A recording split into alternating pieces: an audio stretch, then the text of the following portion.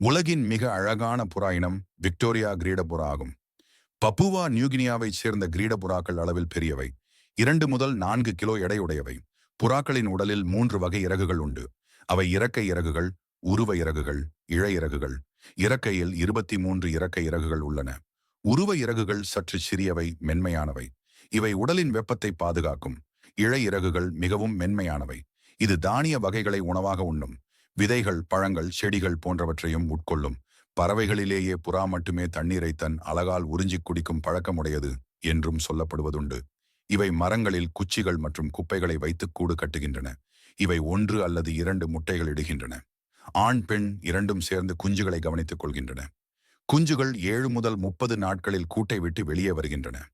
உடலின் பின் முனையில் பொதுக் கழிவாய் துளையும் அதனைத் தொடர்ந்து வால் பகுதியும் உள்ளன. வால் பகுதியில் கோது சுரப்பி எனும் எண்ணெய் சுரப்பிகள் உள்ளன. இவை சுரக்கும் எண்ணெய் பொருள் இறகுகளை அலகினால் நீவி விட்டு பாதுகாக்க உதவும்.